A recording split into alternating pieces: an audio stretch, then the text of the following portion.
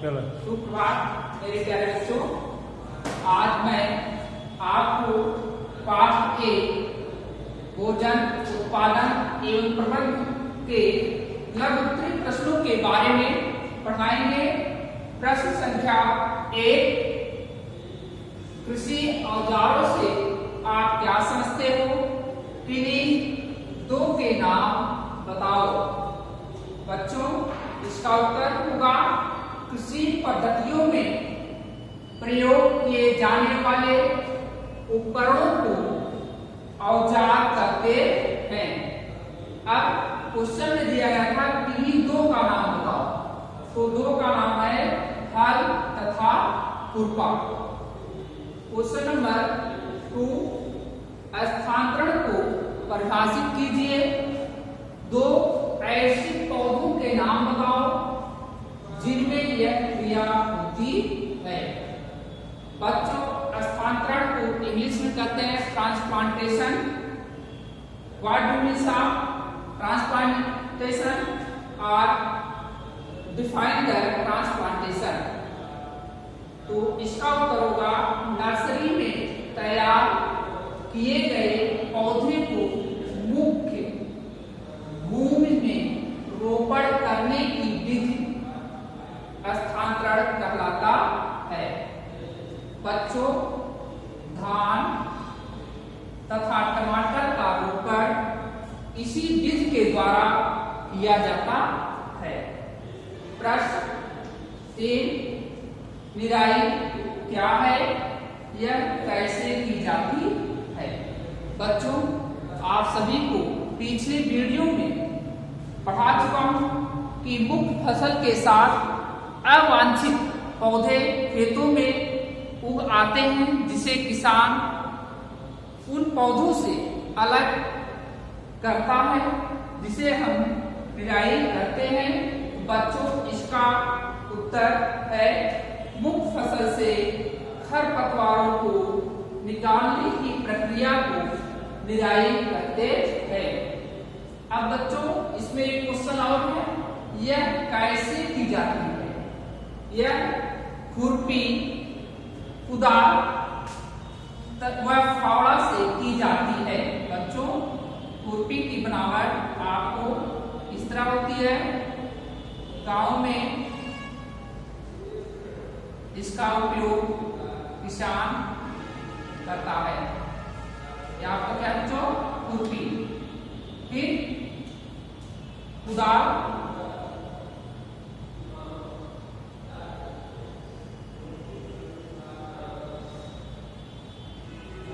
का स्ट्रक्चर इस तरह होता है। इस तरह के औजार जो हैं यह खरपतवारों को निकालने में सहायता करते हैं। बच्चों, आप सभी को इसी तरह अब मैं आप सभी को प्रश्न संख्या 4 के बारे में पढ़ाएंगे। प्रश्न संख्या 4 है, पेस्टिसाइड का प्रयोग करते समय बरती जाने वाली 3 सावधानियां बताओ। बच्चों, किसी भी पेस्टिसाइड का प्रयोग करने से पहले हमें निम्न सावधानियों को बरतनी चाहिए, लेकिन यहाँ पर 3 सावधानियों के बारे में बताया गया है। पहला है, इसका प्रयोग करते समय नाक व मुंह आदि ढके होने चाहिए। दूसरा, हाथों पर दस्ताने पहनने चाहिए। तीसरा, अनाज, फल, सब्जियों आदि को उपयोग करने से पहले इसे स्वच्छ जल से धुल लेना चाहिए। अब बच्चों, आता है आपका रिक्त स्थानों की पूर्ति कीजिए। प्रश्न संख्या रिक्त स्थानों की पूर्ति कीजिए। पहला है, जुताई से उगने वाले पौधों की जड़ों को डैश में सहायता मिलती है। बच्चों, पिछली वीडियो में मैं आप सभी को जुताई के बारे में पढ़ा चुका हूँ। जुताई करने से पौधों की जड़ों में वृद्धि होती है, पौधे आसानी के साथ मिट्टी से में उगते हैं। तो बच्चों यहाँ पे क्या करा जाएगा, वृद्धि, जड़ों को वृद्धि में सहायता मिलती है। ठीक, अब दूसरा है, पवन की मदद से अनाज को भूसे से अलग करने की प्रक्रिया डैश कहलाती है। बच्चों, किसान थ्रेसिंग करने के बाद अनाज को भूसे से अलग करता है, उस विधि को ओसाना कहते हैं। ओसाना कहते हैं। नंबर 3, मुख्य फसल के साथ उगने वाले जंगली पौधे कहलाते हैं। बेटा, आप लोग को अभी इसके पहले इसी वीडियो में आप लोग को इसके बारे में बता चुके हैं। तो अवांछित पौधे, अनवांटेड प्लांट्स क्या होते हैं, खरपतवार, खरपतवार। ठीक बच्चों, यहाँ क्या करेंगे, खरपतवार। अब आता है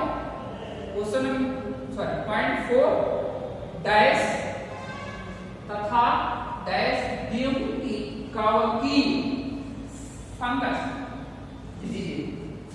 कवकी बीमारियां हैं। तो बच्चों, फंगस की बीमारियां हैं, जंग, दूसरे में क्या करेंगे, मैला,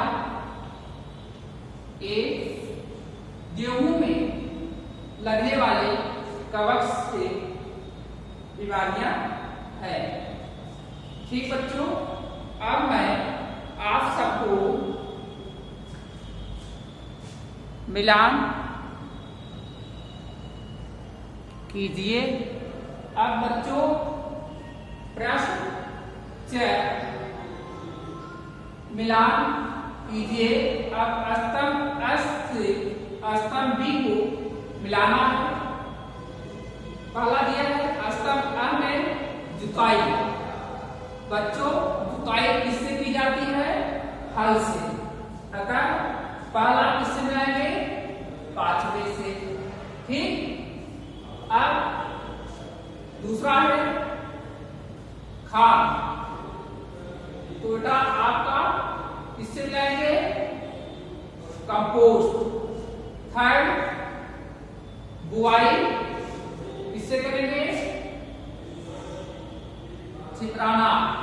ठीक, अब आता है खरपतवार, जंगली चौको हम क्या करते हैं, खरपतवार। अब बचता है आपका पांचवा, मधुमक्खी पालन। मधुमक्खियों को पालने की प्रक्रिया को हम क्या करते हैं, मधुमक्खी पालन। ठीक, अब आता है आपका प्रश्न 6, बहुविकल्पीय प्रश्न। पहला आपका बहुविकल्पीय प्रश्न है, मिट्टी को ढीला करने व पलटने की प्रक्रिया को कहते हैं। बच्चों, थ्रेसिंग के द्वारा एकत्रित किए गए फसल को अनाजों से अलग किया जाता है, इसलिए आपका गलत है। दूसरा, मिट्टी को ढीला करने की व पलटने की प्रक्रिया को भी बेटा क्या कहते हैं, जुताई, इसलिए आपका यह दूसरा ऑप्शन सही है। ठीक, अब बहुविकल्पी प्रश्न का दूसरा प्रश्न।